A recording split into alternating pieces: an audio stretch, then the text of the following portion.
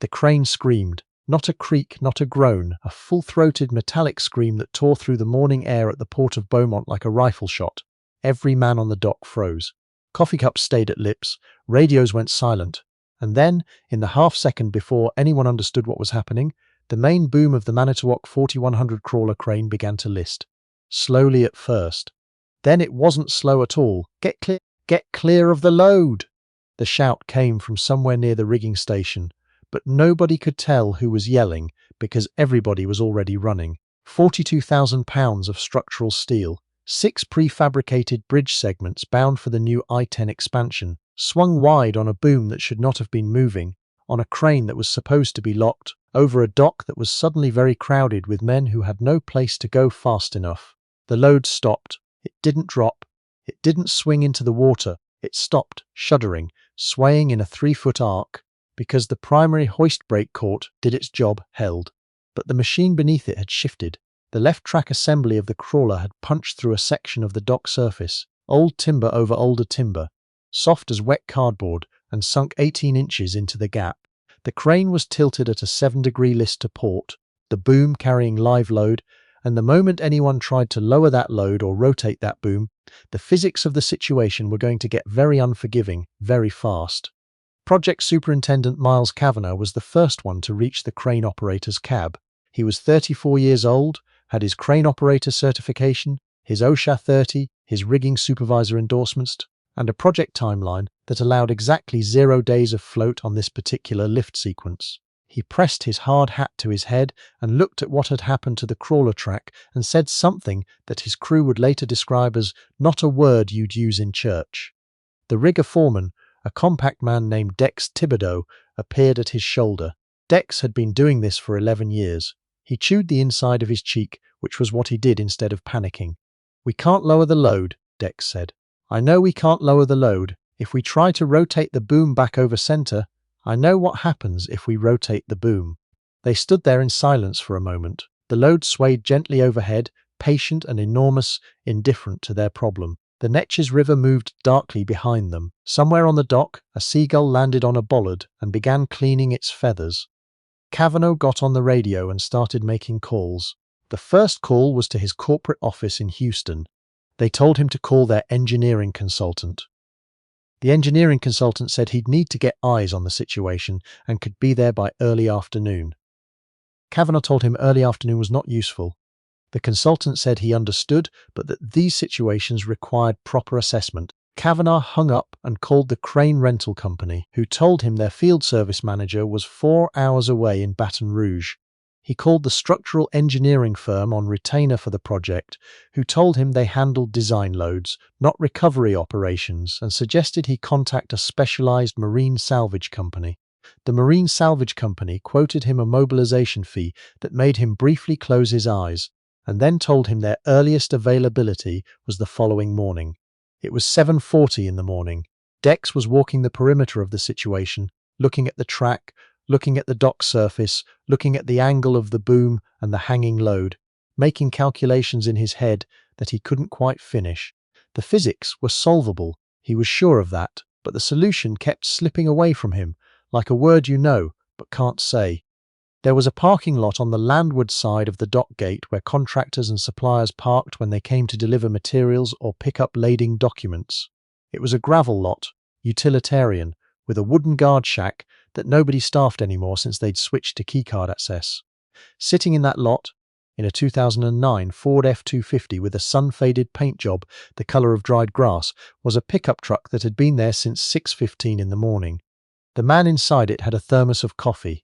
He had a folded newspaper on the passenger seat that he hadn't opened. He was watching the crane. His name was Harold Gene Stovall.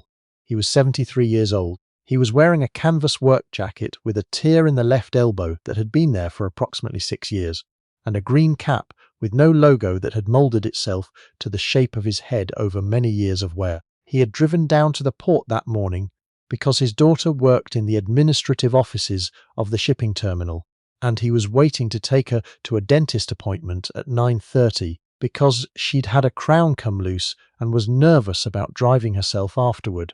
He had brought his newspaper. He had planned to drink his coffee and read about last night's ball game. Instead, He had watched a crane tilt 18 inches to the left with a live load on the hook. He sat with his coffee and watched the men running, then the men stopping, then the men making phone calls, then the men standing around in the particular posture of people who are trying to appear like they're working on a solution when they don't actually have one yet.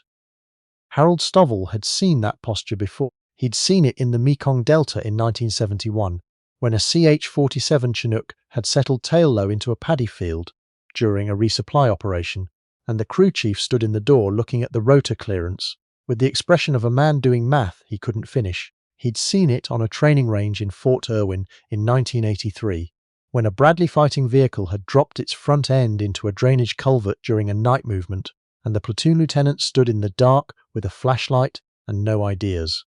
He'd seen it at a construction site in Galveston in 1997, the first year of his second career, when a rough terrain crane had lost a wheel in soft sand and the whole crew had stood around, having the same argument in circles for 40 minutes. He poured himself another cup of coffee from the thermos. He wasn't sure it was his place to say anything. He wasn't anybody on this job site.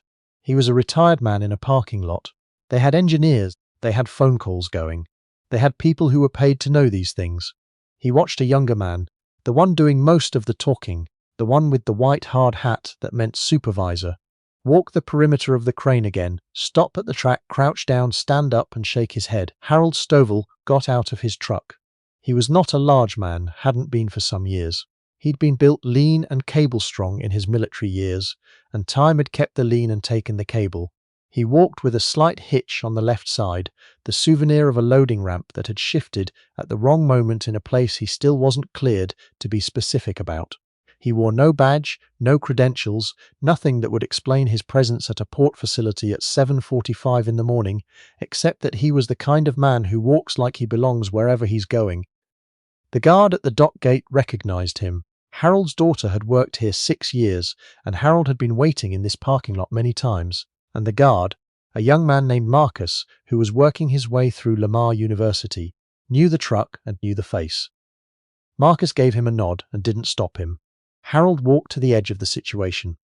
He stood about 20 feet back from where Cavanaugh and Dex were crouched near the sunken track, and he looked at the crane, and he looked at the load, and he looked at the angle and the dock surface and the position of the tail swing and the direction of the river wind.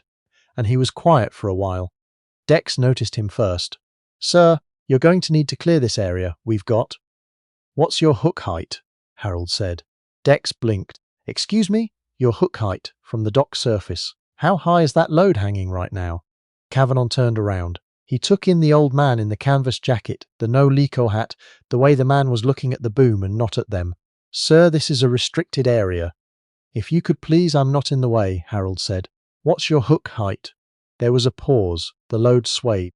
Something in the tone of the question, not aggressive, not insistent, just the tone of a man who asked questions because he needed information, not because he was trying to impress anyone, made Cavanaugh answer. "Approximately 34 feet. The load is about 42,000 pounds we've got, and the list is how much? 7 degrees? 8? Cavanaugh looked at Dex. Dex said 7, 7.5. Harold nodded slowly. He moved a step closer, not to them but toward the crane, looking at the track. Dex moved to intercept him, and Harold stopped, which was the polite thing to do. "You've called for a recovery crane?" Harold said. "We're working on that," Cavanaugh said. The words tasted sour.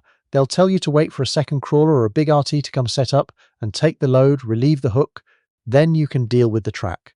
Harold wasn't up. "And you're thinking that's going to take too long. The load has to be on the barge by 1300 hours or we lose our tide window," Dex said. "That's our schedule. We wait for another crane. We miss the tide, we lose. 3 days, Harold said. "Approximately." Dex stared at him. "How do you know that?" "Tide chart. Next favourable window for that beam draft would be Thursday, give or take." He paused. "I'm assuming that steel is for the Claiborne interchange." Cavanaugh took a step forward. "Who are you?" Harold told him his name. He didn't say anything else. He didn't say what he'd done, or where he'd been, or what he knew. He just said his name. "Mr. Stovall," Cavanaugh said, in the careful tone of a man who is trying to be respectful of an elderly civilian while also not having time for this. "I appreciate you coming over, but we have engineers working on this, and we need to clear this area for liability." "Your track punched through the dock timber," Harold said, but the substrate underneath is fill, not mud. You can see it from the edge there. It's packed shell and aggregate. It's not going to shift further. That boom isn't going to go anywhere. He paused. You don't need a second crane. Silence. Dex looked at Cavanaugh. Cavanaugh looked at Harold. Harold was looking at the crane. You don't need to lift that load off the hook to free the crawler, Harold continued. You need to walk it out. Let the machine do what it was built to do. You put that left track into reverse, controlled, low throttle, and use the boom rotation to counterweight the list while the track finds purchase on the edge of the brake. The machine will climb itself out.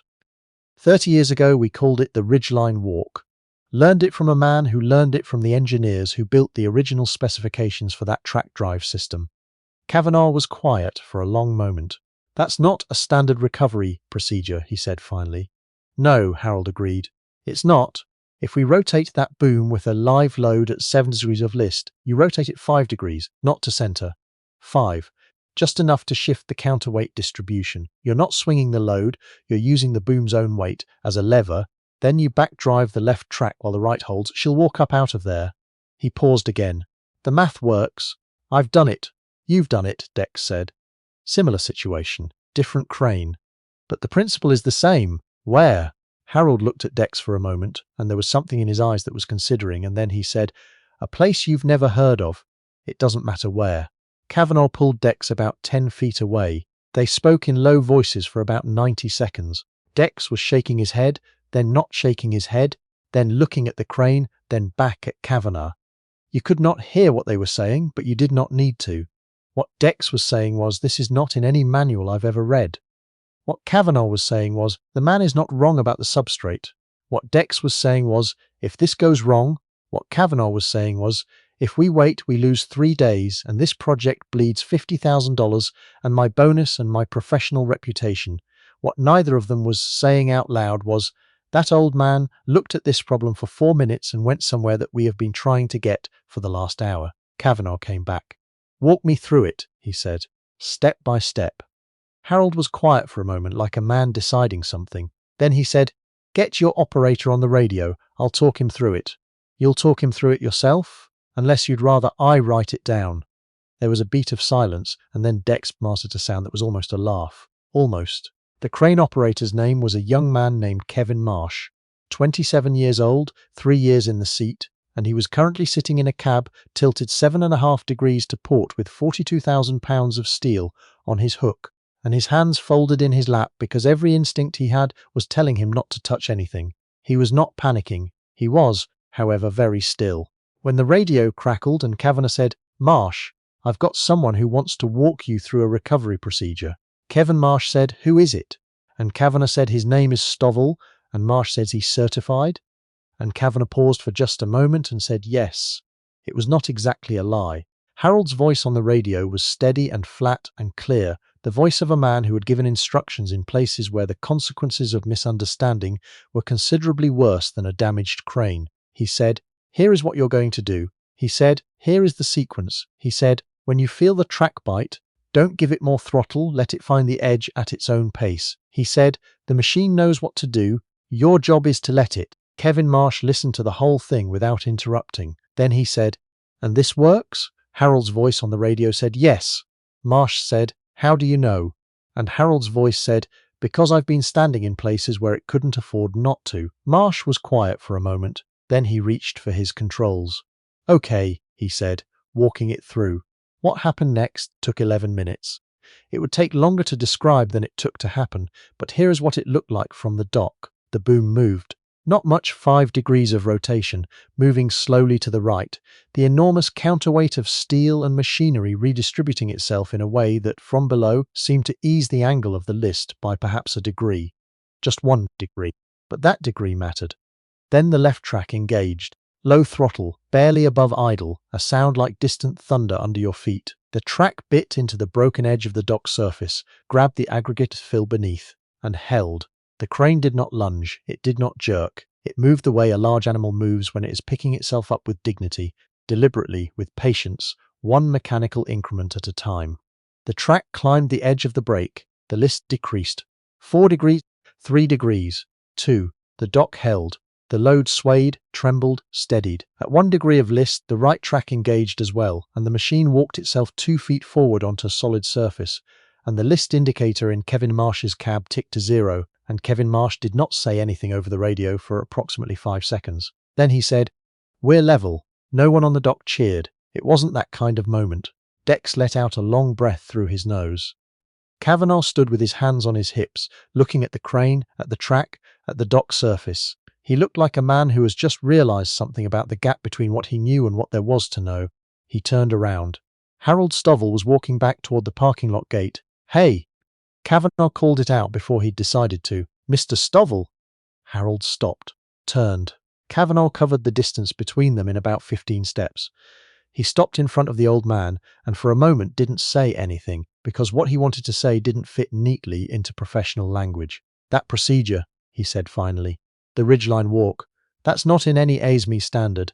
It's not in any crane recovery manual I've ever read. Where does it come from?" Harold considered the question. "Army Corps," he said. 1978. There was a man, Master Sergeant named Clifford Beaumont. He spent 22 years figuring out how to move heavy equipment in places where you couldn't call for a second crane because there was nobody to call. He wrote it up, in formal document, 4 pages. Harold paused. "I don't know if the document still exists, but the math still works. Where did you get it?" Harold looked at him for a moment. "Beaumont taught me, Fort Campbell." I was a young man who asked too many questions.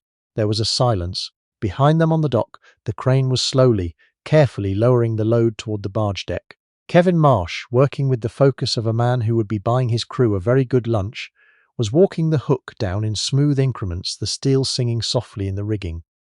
"You were Corps of Engineers?" Cavanaugh asked. Harold didn't answer that directly. He said, "I was a lot of things for a long time. Now I wait in parking lots for my daughter's dentist appointments." He said it without self-pity, without irony, without any particular meaning attached to it. It was just what was true. Cavanaugh put out his hand. Harold shook it. "I'd like to buy you a cup of coffee sometime," Cavanaugh said, "and ask you some questions." Harold looked at him. "You've got a good crew," he said. That operator kept his hands off the controls when every instinct was telling him to do something. That's hard. He glanced toward the dock where Dex was now walking the perimeter of the recovered crawler, making notes on a clipboard. "And your foreman knew the problem was solvable before he knew the solution. That matters. What does it mean? When you can tell the problem is solvable, but you don't know how?" Harold put his cap back on. He had taken it off when he shook hands, an old habit. "It means you've been paying attention," he said. "Most people can't even tell the difference." He nodded once and walked back toward the parking lot. His daughter came out of the administrative building at 9:20, which gave them time. Her name was Carol and she was 46 years old, and she climbed into the passenger seat of the F-250 and immediately noticed that her father was sitting with his hands on the steering wheel in the idle way of a man who has been thinking. "Were you just sitting here the whole time?" she asked. "Mostly," he said. "Daddy, you could have come inside. Marcus would have let you." Harold started the truck. "I was watching something," he said. Carol looked toward the dock, where a construction crew was now working around a crawler crane and a barge being loaded with structural steel. It looked, from the parking lot, completely ordinary. She looked at her father. "Anything interesting?"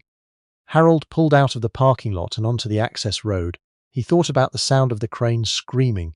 He thought about a young superintendent who had known enough to listen when the math was right, even if the man delivering it was an old stranger in a faded jacket. He thought about Kevin Marsh, saying "okay" and reaching for the controls. "Something happened out there this morning," he said. "One of those things where it almost went very wrong and then it didn't." "Was anyone hurt?" "Nobody was hurt." Carol relaxed. "Good." She looked out the window at the Netches River, brown and wide and moving. "I hate this dentist." Harold drove and didn't say anything else. He didn't explain. He didn't describe what he'd done, or frame it as a story, or give it the shape of a lesson. It had happened, and things had worked, and nobody had gotten hurt, and a barge was going to make its tide window, and that was the whole of it. He had spent 31 years in places where the only thing that mattered was whether the thing worked or whether it didn't. He had carried that standard with him out of every uniform he'd ever worn, and he carried it still, in the canvas jacket with the torn elbow, in the parking lots of ordinary mornings, in the simple fact of knowing what you know and being willing to say it when the moment asked. Back on the dock, Dex Thibodeau was finishing his incident report. He got to the section labelled Recovery Method and paused. He looked at the blank line. He thought for a moment, and then he wrote, in his careful foreman's hand, Ridgeline Walk procedure per verbal instruction from site consultant. He paused. Then he added, Method effective. Recommend documentation for future reference. He didn't have Harold's last name. He hadn't gotten a card. He hadn't even known, until it was already over, that he'd been watching someone who knew the distance between a problem and its solution, not as a matter of engineering, but as a matter of living. The way you only learn by standing in hard places long enough that the problems stop frightening you, start simply asking to be solved. That kind of knowledge doesn't come with credentials. It doesn't come with a title. It comes at 6 in the morning on a dock in Beaumont, Texas, in a truck with faded paint, with a thermos of coffee and nowhere particular to be, in the quiet patience of a man who stopped needing to prove anything a very long time ago.